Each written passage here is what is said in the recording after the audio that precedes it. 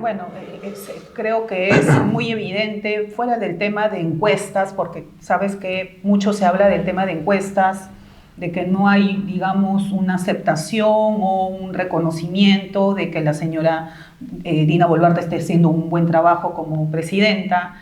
También vemos la prácticamente inexistente aceptación que tiene también el Congreso, terrible, ¿no? Pero bueno, me mencionas de que, bueno, el señor Pedro Castillo desde el primer día, incluso antes, ¿no?, de que ganara las elecciones, fue un perseguido. Bueno, todos sabemos el contexto de lo que mucho se dijo de él, ¿no?, del tema del terruqueo y todo lo demás, y por ese lado lo comprendo.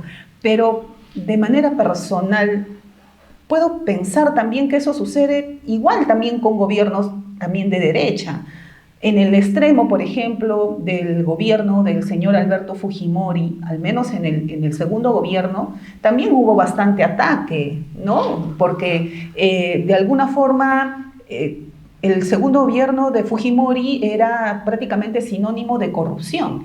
Incluso ahora con la señora Keiko Fujimori, que ya sabemos que ha querido postular a presidente muchísimas veces, también de alguna manera muchos la consideran como sinónimo de corrupción. Entonces, por ahí no hay una persecución política de alguna forma en igualdad, tanto de ambos bandos, de izquierda y de derecha.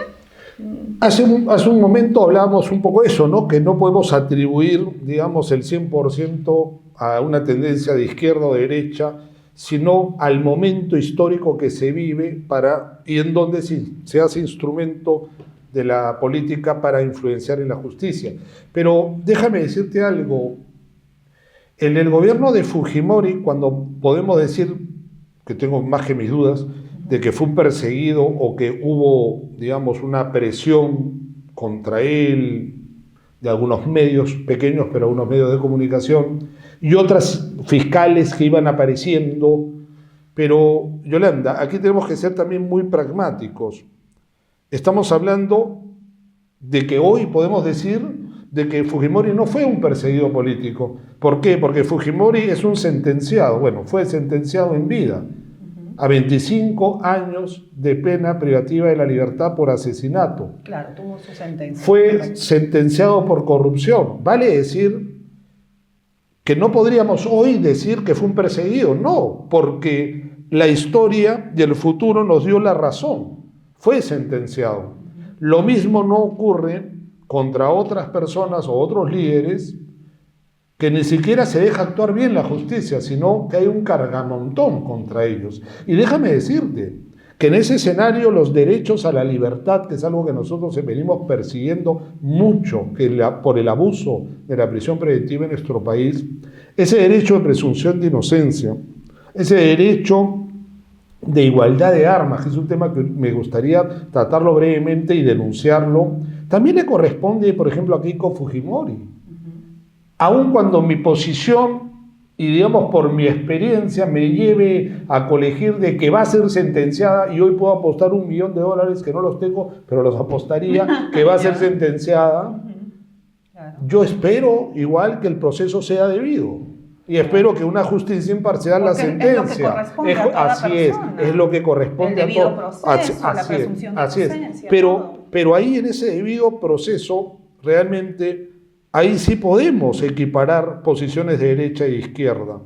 Pero no podemos negar que se ha instrumentalizado más históricamente un recuento de todos los últimos años en nuestro país, sobre todo a las posiciones que tienen algo más que decir, es decir, que se enfrentan a un sistema. Lo de Keiko ya es por mucho peso, o sea, llega a haber tanto peso en la duda, en la sospecha, y también hay que reconocer que hay fiscales honrados, no todo está podrido, como también hay jueces honrados, y tocaron o vinieron tocando en suerte algunos que han querido hacer un proceso justo contra Keiko.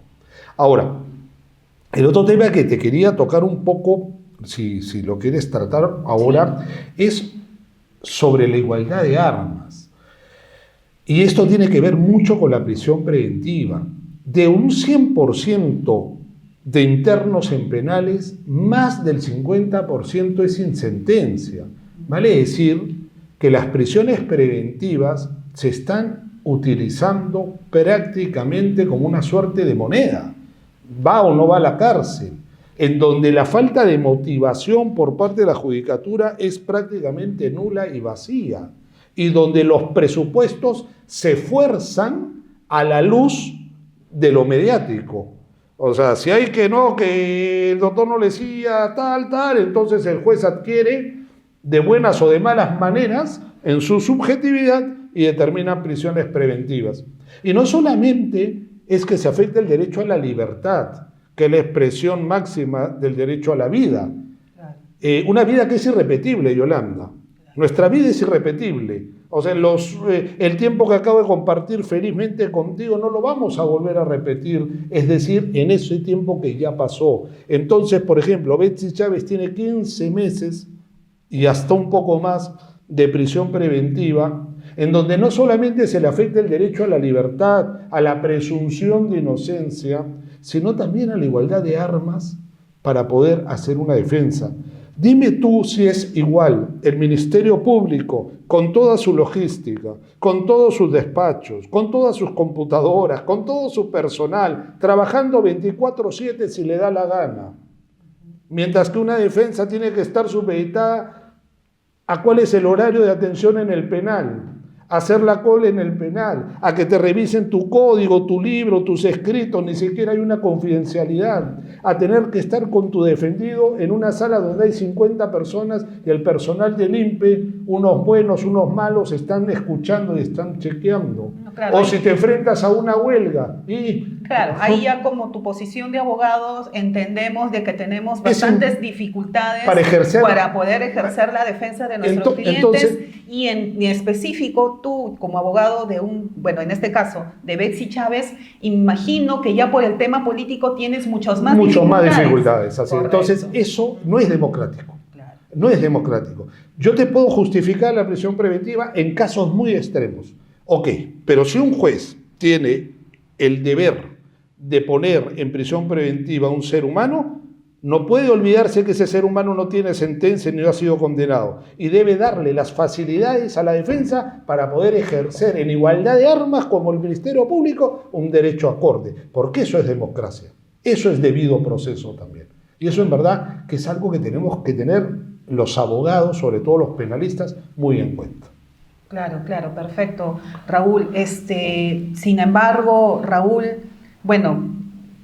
pasas por muchas dificultades como abogado, pasas con muchas dificultades ahora también como político y sin embargo, como mencionamos, la de nunca acabar, en algún momento de repente, existe la democracia, tú tienes tu manera de pensar, yo tengo mi manera de pensar, el pueblo tiene su manera de pensar, sin embargo nunca llegamos a ese equilibrio y lo único que sucede es que nuestro país no se desarrolla, no llega a una unidad y seguimos en esta constante guerra, porque parece que estuviéramos en una guerra no solamente política, sino también que de alguna manera estamos afectando nuestras propias normas, no las respetamos.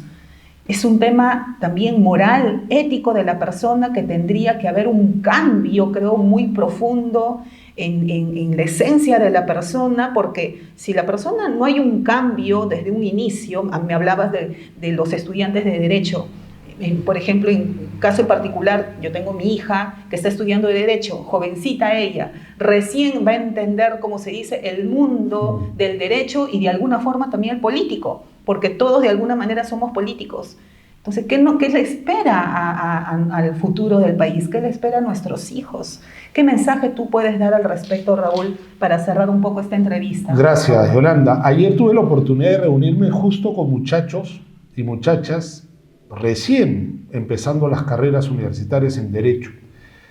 Fue emocionante escucharlos, no solamente porque uno se traslada también a esos lejanos momentos de la vida de estudiante, sino confirmar también, Yolanda, que ese mismo espíritu que nació en ti, que nació en mí para escoger la carrera de Derecho, también está en ellos. Vale decir que a pesar del transcurso del tiempo, a pesar de la normalización del egoísmo, de la normalización de la injusticia, todavía en la juventud hay sed de justicia. Y esos que abrazan el derecho son los que realmente pueden ser y deben ser el motor que pueda realmente llevarnos a un cambio como sociedad. Pero no es un cambio lírico, tiene que ser un cambio real. Y la democracia tiene que dejar de ser esa palabra hermosa o dividida en griego que demos pueblo, democracia, el poder del pueblo, debe ser entendida realmente como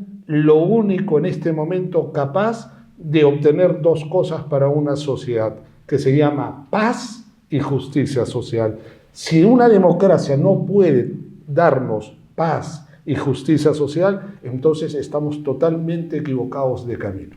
Hay que ir a la democracia pensando en que es la única manera de construir y sostener la paz y la justicia social en nuestro país. Esperemos lograrlo, Raúl. Nuestro país lo Ojalá. necesita porque, como tú dices, somos un país que lo tenemos todo. Así es. Y solamente nos falta, como se dice, unidad. Unidad. Imagínate. Unidad. Empatía. Así es. Eso nos falta. Muchísimas gracias, Yolanda. Raúl. Espero contar con tu presencia para una próxima oportunidad. Claro. De repente también para tocar un tema más propio como abogado Perfecto, penalista. por supuesto. Porque hemos Excelente, hablado, Raúl. pero es que no hay forma, en verdad, Yolanda, y creo que los dos nos hemos convencido de alguna manera, de separar la política del derecho. De eso se trata No. también, respetar nuestras opiniones, Así es. porque así es como tenemos que manejarnos, de eso se trata la Así democracia, es. Ok. y siempre en respeto. Gracias, Yolanda. Excelente, Raúl. Muchísimas gracias, amigos, nos vemos pronto.